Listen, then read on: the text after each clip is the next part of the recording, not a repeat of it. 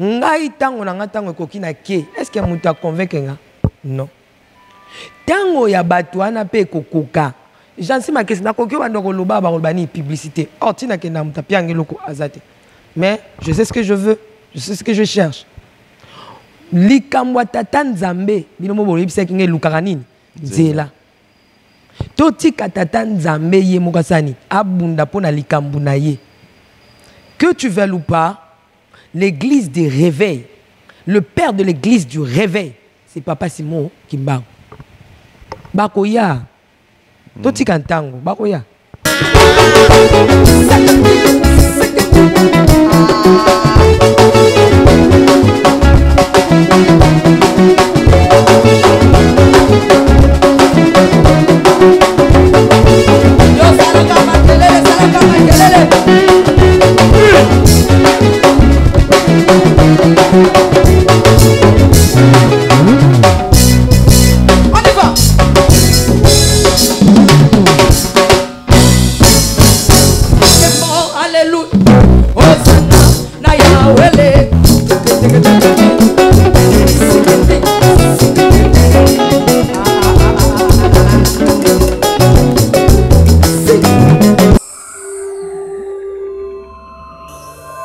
Voilà, balandi akon ki mbote na bino partout vous allez en Afrique, Europe, Amérique, Asie, pe na Océanie, bana ya tata Nzambe, bana ya tata Kimbangu. Bae oyo balingaka mingi tata Nzambe na boboto, na bolingo banso. Biso pe tolingi bino ya mingi, to sepelaka mingi na bino pamba te, bo pesa biso confiance ya kolanda boyebi oyo tokoyelaka bino tango iso makambo ya sika oyo tokenda kokundola vraiment na mozindo po ete biso tokoka kososola likambo yango oyo ekitela biso. Baye o bazali na Ituri, baye o bazali na Kinshasa, baye o bazali na Congo Brazzaville, baye o bazali na Angola, na États-Unis, na Europe, bisika o nyonso tu biso boza kolanda biso 565 mbote na bino ya mingi to sepeli lelo ya koyambela bino servante de l'Éternel Mama Pasteur na kombo ya Mama Tiffany Mokwa. Wa bino ndeko Jansi Makesa asira bino kaka na ba invité na ye po ete bakolo baka makambo oyo ya bosolo lokuta awa ekozalaka te bango bakosaka te yende yo na yambi mokolo mwa lelo na programme na biso ya S Media tozali wana chaque jeudi na 20h10 et samedi na 11h juste tozali wana émission les savoir bozwa biso vraiment na S Media c'est Bluesat aussi S Media ezali Mama Tiffany Mokwa mbote ndeko Jansi Makesa. Merci beaucoup. Alors, le na mon image n'a changé. Image nous ezali sous tel lokola bana ba papa. Tiki bango to ndenge nini? Na ndenge. Mais bango balingaka bazalaka mwa kitambala yupo lobaka kitambala mama mwilu. Et puis lobaka ke soko ke nkamba te kitambala mama mwilu okozongisela bango. C'est que ozongisela bango déjà tombé. Jansi Makesa za songi oui ya solo. Oui, bien, j'en sais, tout ça, ma capote, c'est payé ça, non, batoté. Tout ça, ma capote, c'est payé ça, tata Nzambe. Ce qui va tout ça, ma capote, c'est payé ça, batoté, ma vie. Tout ça, qui t'emballa. Je t'ai dit que moi, je fais 6 ans à l'école kimbanguiste. Donc, qui t'emballa et comment le là, mes enfants le savent. Tout ça, on est tonga, ben à bango. N'a pas ça beaucoup de temps avec le mouchoir de tête. Ce n'est même pas pour le kimbanguiste. Ceux dans la cuisse sur ma vidéo, dans la caméraman, dans la zone. Moi, je prêche dans Alexa Kitamba dans mon tour. Au sol, émission, Yamona Yawa Netiboy. Yebi Ango Kena, Zako Bima. Et puis, émission Eza Brisque. Donc, Zunga Penza na Brisque. Zekina Bapaya. Donc, au côté de la Brisque. Donc, Kitamba là. Yango elongo linga te kozala mwana papa Simon Kimbangu. Ye moko kutu alobaki nanga tikalaka kuna. Zalaka kuna. Ntango naona ekokia. Ye zalaka kuna sa musala kuna. C'est parler lingo lobani. Au place moko boto kale. Okomona lisusu Samuel asakufa kala. Mais mokonza lingi ayoka bisakoni akenda epa ya nganga babi misela ye molimo ya mosakoli po aloba asola ne bimbi asola na molimo ya moto akufa nayebi te soki okososola ndeko po bato bakolobaki akendaki naki. Pour nous les Africains, on ne comprend rien. On ne sait rien. Il y a que des bavards. Non, mais pona nini banganga j'en suis zongelanga tobeta masolo pona nini bato misala mabe basolo ka banganga batinda ka batu kende na cimetière na butu pona nini balobaka na biso kende kozwa mabele à cimetière parce qu'ils savent to autre chose akala mingi ta ndeko bokechu kaka bangisi bato ake na cimetière ba mindela ke koloba pona ndeko fali akufa wala na benga ko bangisa na ya bangisi ka bato bangisa ki ba drame mais bato pe awa baseni ke na ba cimetière na biso awa po ba kende koloba po ba bangaki o bokechu asalaki po ba bangaki o bokechu asalaki pona koloba ki ya mambi o ezalaka na cimetière ndoko mona nkolo nzambe a bomba nzoto ya Moïse bato bamona yango te pamba ta yebaki ke soka tiki nzoto ya Moïse bato basani bako kende po eza na nguya makasi donc soki mose batikaki nzoto ne bato bange basani bakende lokola nzoto ya papa Simo Kimbangu nzambe alimwisa yango te eza wana nzoto na ye ya bomoto eto kende pamba te mambi eza. Ça n'engage que moi. Pour comprendre ces choses, il faut être spirituel. Si tu n'es pas spirituel, que devant un corps d'un homme spirituel élevé, il y a des choses qui se passent. Au comprendre l'autre, tu ne sauras rien, tu ne comprendras rien. Mais nous, biso batolinga spiritualité. Otoza Kosala Mosala et sacerdoce et spiritualité. Voir le corps d'un célèbre spirituel. Donc, il y a des choses qui s'est passées. J'ai dit, je suis allé, pas seulement pour visiter, mais pour expérimenter diapason connexion à la spirituelle. Donc maman Tiffany yo kende kolukande la connexion spirituelle. Ozalaki na posa na yango. Non. Na lobi boy, je ne sais pas si vous me comprenez. Na bi ke mutu oyo azana. Yozo mona mutu akoloba likambo 100 ans après kokisami. Maloba neza kana fe makamna sa lobaki oyo alobaki ezo kokisama kolandisa moko na moko. Siko tango komi. Biso ozalaki te. Mais to komi wana. Et là, est-ce que mais quoi ou penda mutako c'est quoi il y a ça koufa parce que tout ce qui est d'un homme spirituel ezalaka spirituel et lambanaï nyonsonai même ce beau cotissier ce cas spiritualité élevée et qu'on connecte même biloko ne nyonso ngana za ba service musu na sala kala bika na mutu zo ilamba na chango na mutuna. Vous comprenez?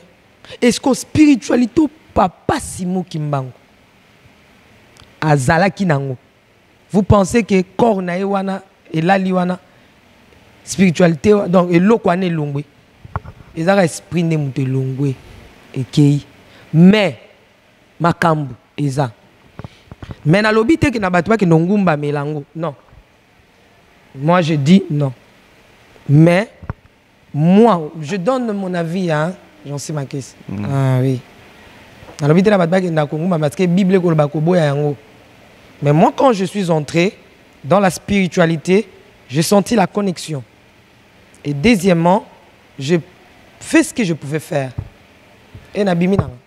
Mais maman Tiffany, bato mosusu tango bakozwa kalikambo wana mingi bazaka na ba doute. Mais lelo oyo na nkangu oyo komemaka tango koloba kalikambo bato bakolanda yo pe bako ka posa ya kokita sur le terrain bazwa mais motivation na yo par rapport ya oyo uti komona po ete bandeko basosola penza malamu eloko oyo ba valeur spirituelle oyo eza na nkamba mama Tiffany ata na moke kaka koloba na bandeko ikambo oyo vraiment au vivre ndeko jansi makese nga naza eloko te pona convaincre mitema bati babundela nzambe te okoyoka bible koloba na biso boye tango Gédéon abuki Dagon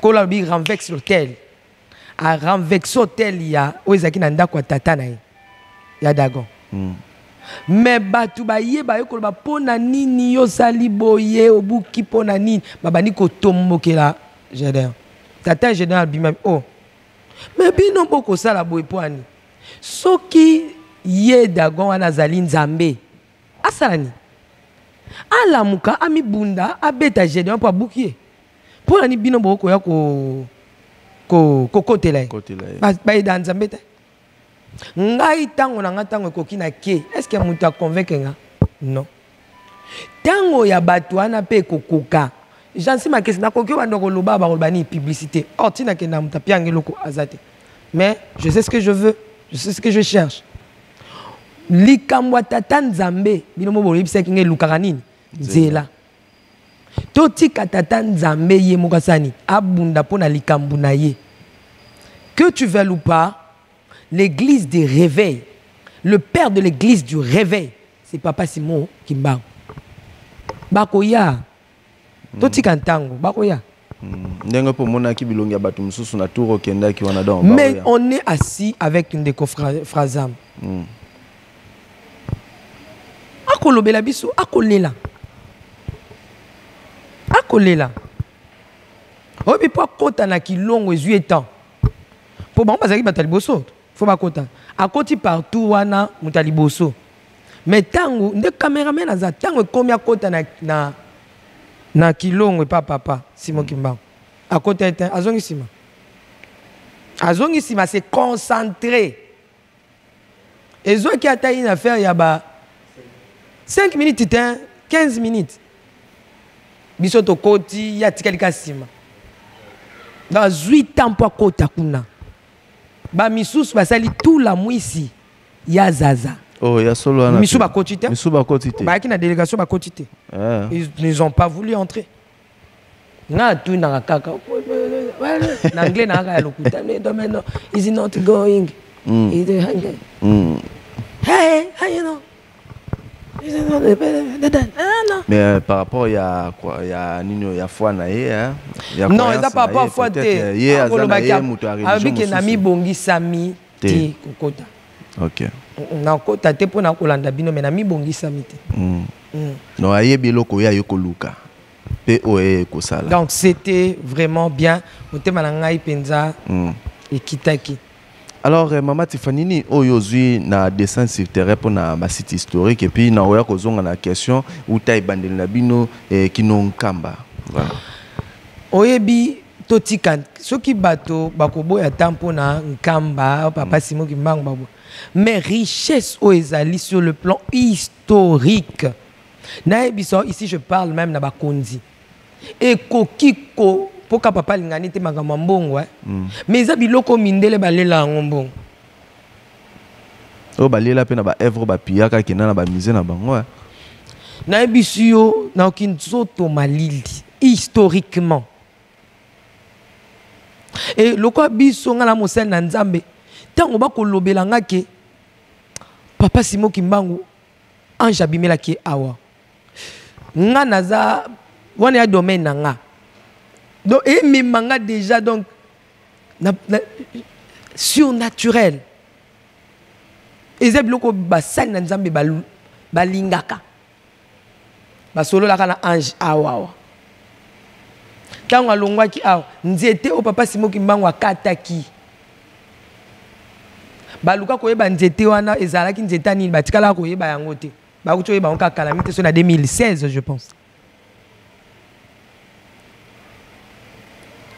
nzete donc bako bete la bino esika oyo papa Simon ki bango tanga telema ki likolo ko mama ki OKV tika na biso ke to komi na aéroport nesika oyo koma OKV oui donc elingolo ba ke likambo papa Nzambe et ko kisama très bien j'assime à ça au senti idéologie non comprendre au côté en vraiment moi la papa voilà et comment maki likolo OKV tangu to niati makolo na biso na kati ne sikawana to moni likolo 3 signes bimi sanza et beti makasi arc-en-ciel et telemi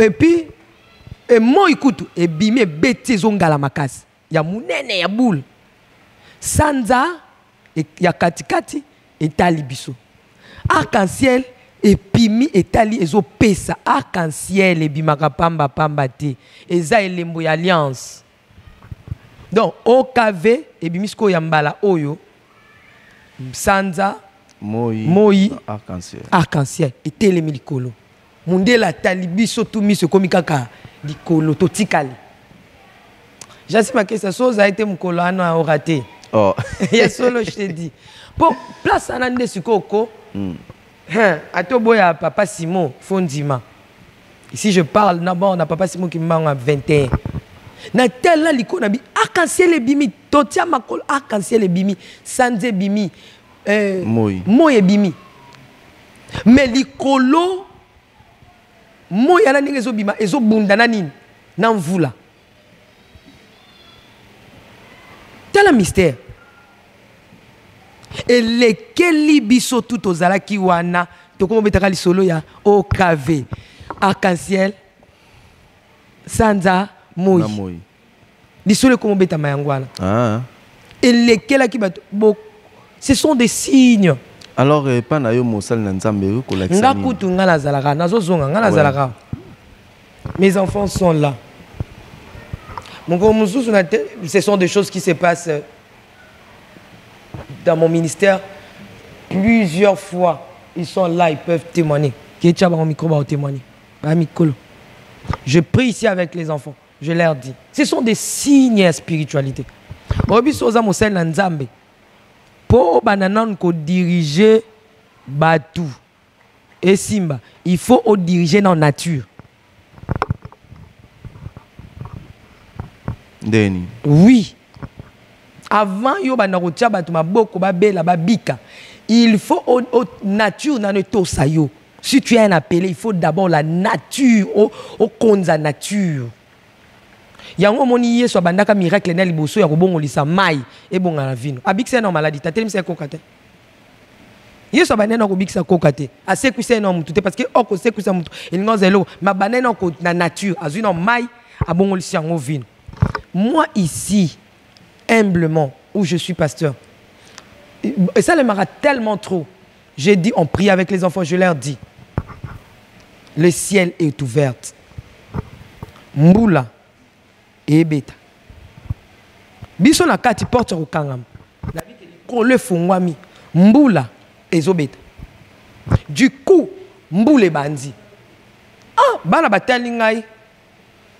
Mais oui, bon, l'aime sous atala qu'il aime sous météo, to l'aime sous sa santé derrière moi li tanga do même so to yo ka kité. Nathalie bilong na ba on a moni on est il y a doute. Na tiki ba on a bimi banda. Nathalie likolo na zongi na lobi mbula ekabwana na biteni mibale. Na porte wa munene mbula e beta mais na porte wa mbula e beta te. Bo kabwana. Ba oya kabwana ba kiao. Ambula ebeta bawa mikie misuba ambula ezo beta te. Très bien. Na zongi na kati na ebisi bango likole kanga mbula esili. Baki par exemple mbula esebe na awa soko bimi même na quartier ko tuna mkolo na kota awa biloko nyonso ezalaka te. Avant to ya bazawana na dobi na bango na komina ki place tozaki na komina kitasa mukolo toko kende ko kota kuna mbule ko beta jansi makesa na be venema na nga nyonso ya makasi je dis nyonso même ko na ko kufa mbule ko beta ateza ne langa Si quoi tant comme là qui on a kilongo et l'obéla qui on y. Mais je te dis que to komi wana ya on pona rebiso ke pona komona ke oyo azaya. Donc on a vu la nature à parler. Parce que si les hommes parlent, redouter. Mais ce qu'on nature ta lobby. Très bien. Parce que arc-en-ciel et la racine il y a alliance. Kolobete au kave makamtata nzamba loba kesani et kokisama. Mais tant ou toko ya toko leka ba et coïncider que 12 heures ba na classe basalini ba bimi ba bandi kolanda ndeko Frazan ba zolanda ndeko Frazan ma bisi bango bozonga bokena ba classe. Même événement. Pourquoi pas kolanda ndeko Frazan? Parce que bilaka ya tata Simo Kimbangu alakaki. Tant uye mutako ya kokisango eza lokwa tata bomba ke loko na ye. Ya lokwa za na signature ya Mokondi. C'est que pour combien Mokondi non? Tant on a la zali, je ne sais pas si tu comprends. Très bien. Maman Tiffany Mokwa. Tokyo betel biso makambo mingi na mozindo. Vraiment ngai mbala ya mbona yo ka Maman Tiffany akofunga mabebo. Na yo ka mingi mekasi mbali boso na yo ka ya funga miboye mekasi ko kamwisa te parce que za ilaka ya tata esengela ikaka ko ka osala mabongo. Voilà, voyage nabino kobanda awa kinonkamba.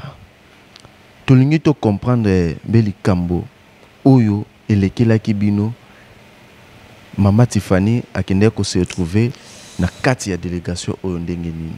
Et puis bolungwi nabino awa kino na nkamba ezala kindeni. Tokoma ki 20h, tolunga ki tchasa 10h, tokoma 20h.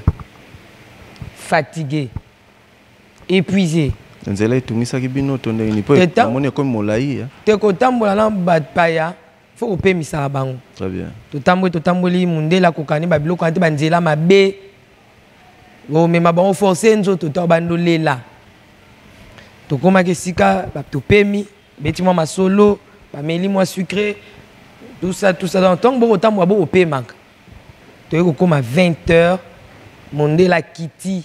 Ndeko Frazan ma kiti papate tant to koti et sengwe zalaki immense ba yaki ko yamba papa déjà na libanda quoi hein na première porte mandala la ba maman ba ko pepa fanfare ko beta to eleki munde balalité et c'est vrai que délégation qui tana mutuka ba ya to ko taper na ambiance wana. Si Tokenda qui pas papa, c'était vraiment fort. C'était vraiment fort. Okay. Et à quel qui chaleureux. Voilà, merci beaucoup Maman Tiffany. Alors, Tozio, Tango Beti du Solo, Yankamba très très bien à Mozi. Namoni Mutuka papa, ba papa, Ezala Kikuna, Ezabiloko, Yosoki Babi, et Salambongo, et Kokoti Sandembongo na Afrique. Ah wow. Vraiment. Mais papa, Payo Kabi, ce zang, on li soumouté. Même à Tana, Kundaye, Sukuna. Yeso, ça c'est quoi? Mais qui nous les lobat bakina kotala? Et Koti Sambon. Donc, attends un cadre historique, so ok nan kamba, osa vraiment dans l'archive, Orobima na boyebi, net di kambuya, écriture à Mandombe. Oyebi que pas l'exception que porte ya etonga na yebite soko yeba kango. Très bien. Porte ya etonga, eza na écriture ya Mandombe. Ba koma yango na écriture ya Mandombe. Donc peut-être peut arobeti na église na eza Mandombe. Non. Tozoye ko biso toye ko la karatoire na recherche toye ko la. Na toye ko la. Oyebi que oui, vraiment ezabiloko oyo il faut l'état et yoka na collaboration doit appuyer ba appuyer yango pour que to memango surtout valoriser yango batu ba yaka na Afrique na Congo na Nkamba na ba Congo pour ba yeba que toza na histoire na biso. Oyebi que histoire wana so ba pesi yango ta na école. Moi, na aza calé. Babilo botangi biso qui a découvert la bouche du fleuve Congo Diego Ka qui a nani de botangi lo memi biso na et même biso na lo monte oh biloko photo yebaka yango wana. Voilà, merci beaucoup Maman Tiffany. Alors toi avancer pas matete comme na suka bandeko baza ko tungisa biso bandeko na ngai bolimbisa kata moi mokete malgré toute télévision ezangonga mais biso pe to toujours wana ti hein.